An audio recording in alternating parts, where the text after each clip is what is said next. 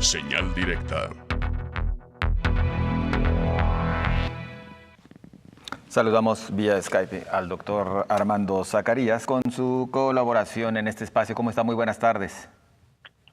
Reina y José Ángel, muy buenas tardes. Les mando un cordial saludo y a través de ustedes a la amable audiencia del Sistema Universitario de Radio y Televisión.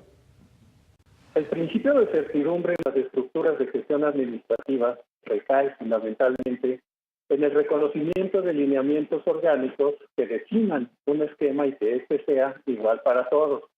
Para lograr ese efecto, se desarrolla un camino administrativo que se repite por él o los equipos administrativos y todos reconocen un reglamento o un ordenamiento o un principio estatutario que define la forma en que cada quien debe operar para poner en funcionamiento una orden o un desarrollo administrativo. Cuando el público y nosotros vamos a generar el pago del impuesto predial o las oficinas del Servicio de Administración Tributaria, las reglas de organización están claras y a partir de esos elementos se avanza o se resuelve cualquier tipo de contingencia, es decir, se va directamente a la estructura institucional para obtener certidumbre. En las últimas semanas, para ser más precisos, desde el 1 de julio y más cercanamente desde el 1 de septiembre, el cambio de gobierno constituye una realidad a la que nos acercamos poco a poco y, sin embargo, desde el punto de vista administrativo, poca certidumbre podemos observar en el horizonte del lanzamiento de estrategias o de iniciativas que nos sirvan para aclarar el actual panorama administrativo, que, por cierto, el que tenemos del gobierno saliente está alta y poderosamente cuestionado. Es importante señalar algo que ya hemos comentado en este espacio. El tiempo de la campaña terminó y lo que se debe desarrollar ahora es el principio de certidumbre administrativa que genere la confianza que estamos esperando ansiosamente los mexicanos, y me refiero a la composición total de los ciudadanos mexicanos y no a la imagen difusa que se gobierna para el pueblo sin tener una clara precisión de cómo se estructura esa entidad.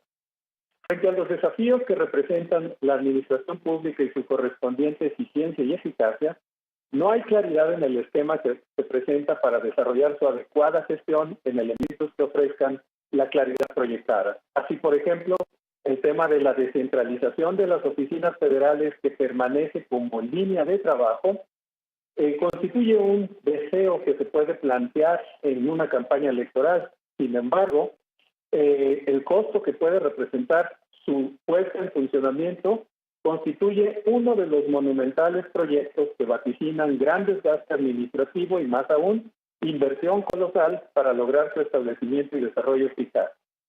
El periodista Rafael Montes nos recuerda en su reportaje El Milenio sobre el cambio de INEGI que estaba en la Ciudad de México en la década del 80, cuyas instalaciones se vieron afectadas por los terremotos del 85, de forma que relata que el proceso duró 4 años desde que comenzó a planearse hasta la estabilización del INEGI. El costo mínimo de la mudanza se calculó en casi 21,000 millones de pesos de aquel entonces, equivalente a unos 1,854 millones de pesos de ahora, considerando la inflación en 30 años. Existe una diferencia importante en el lanzamiento de una idea en campaña a un lineamiento de gobierno, y aunque se trate en este momento de presidente electo de presidente y gobierno electo, ya no se trata de promesas de campaña. El candidato ya no lo es, como lo señaló él mismo en San Luis Potosí al comentar que ya no es de Morena, sino el presidente del pueblo de México. Respecto de esa medida de descentralizar por lo menos 33 secretarías y oficinas de la Administración Federal, aquí valdría la pena hacer el cálculo de lo que representó el INEGI y multiplicarlo por más de 33 dependencias. Otro aspecto que enrarece la claridad de los proyectos lo constituyen, por ejemplo, los foros presenciales de escucha para la pacificación y reconciliación nacional. Constituye un ejemplo importante de analizar para ver la transformación de un esquema de temas potenciales y otro muy diferente al desarrollo de políticas. Alfonso Durazo, próximo titular de Seguridad Pública, tuvo la encomienda de realizar los foros en todo el país con la perspectiva de consensuar líneas que orienten la política en esa sensible y compleja, además de titánica tarea. Se trata de enfrentar un grave tema del que los sexenios anteriores y particularmente los dos últimos dejan pendientes difícilmente reconciliables por la profundidad y complejidad de cada área que implica este tema. El reciente anuncio de la cancelación de los foros para los estados de Veracruz, Sinaloa, Tabasco, Morelos y Tamaulipas, señala el propio Durazo, obedece a la necesidad ya urgente de sistematizar las propuestas recogidas. Por otra parte, en conferencia, la doctora Loretta Ortiz agrega que ya es hora de comenzar a armar las políticas de Estado y los foros se han convertido en un esquema muy repetitivo, por lo que se anuncia su interrupción. Los foros estaban programados para llevarse a cabo entre el 9 y 22 de octubre. Y ahí se genera una poderosa controversia por su unilateral cancelación y la falta de participación para una diversidad de actores sociales que no planteaban su contribución en una dimensión de análisis académico, sino en la intervención, podríamos decir, del pueblo en la integración de políticas trascendentales como las de sexo. De igual forma, en la consulta sobre el foro educativo y la suspensión de este en el estado de Guerrero, surge una serie de inquietudes respecto a la efectividad de estos eventos y su conversión en políticas federales. Josefina y José Ángel, al margen de que podamos en programas posteriores seguir analizando esta ruta en la búsqueda de certidumbre, me quisiera referir ahora a las trágicas noticias que enlutan a la comunidad del Centro Universitario de Ciencias Sociales y Humanidades y que también demandan certidumbre total para la comunidad universitaria. Me refiero a las injustas e intolerables muertes de Bárbara Daniela Guerrero Beltrán y Angélica María Saldívar Jáuregui. Bárbara, estudiante de Estudios Internacionales, y Angélica, de Estudios Jurídicos. Dos mujeres prometedoras y futuras profesionales universitarias en un ambiente que requiere de hombres y mujeres con talento y compromiso para abordar los retos sociales que nos aquejan.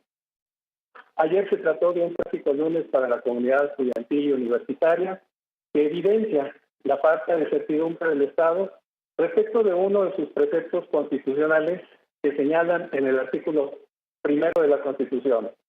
En los Estados Unidos mexicanos, todas las personas gozarán de los derechos humanos reconocidos en esta Constitución, así como las garantías para su protección, cuyo ejercicio no podrá restringirse ni suspenderse. Y más adelante señala la Constitución que todas las autoridades en el ámbito de sus competencias tienen la obligación de promover, respetar, proteger y garantizar los derechos humanos de conformidad con los principios de universalidad, interdependencia, indivisibilidad y progresividad. En consecuencia, el Estado deberá prevenir, investigar, sancionar y reparar las violaciones a los derechos humanos. Así pues, el principio de aseguramiento de la vida constituye, entendiendo los derechos humanos como ese principio fundamental que obliga al Estado a ofrecer las condiciones que permitan ese desarrollo, uno de los valores irrenunciables de los ciudadanos y del gobierno. Nos enfrentamos a una fase en la que las explicaciones resultan un tema realmente insuficiente e injusto. La comunidad académica de la Universidad de Guadalajara y en este caso de Ciencias Sociales y Humanidades nos confrontamos con hechos inexplicables, pero con autoridades obligadas a resolver indagatorias y obligadas a actuar conforme al principio constitucional, resolviendo la parte que les obliga como gobierno a resolver. Las estructuras de gobierno que se van y las que llegan tienen exactamente el mismo rango de responsabilidad constitucional, es decir, resolver los casos que empañan un desempeño institucional, y esperemos que se trate solamente de una desorganización, pero con posibilidades de reorientar el rumbo de las decisiones y acciones que forman parte de su responsabilidad. 3 escenarios se dibujan en el horizonte. Asumir la falta de dirección por parte de los órganos de gobierno encargados de estos análisis y pasar a la responsabilidad, o bien abundar en la negligencia que, como señalamos, se separa del principio constitucional que nos rige.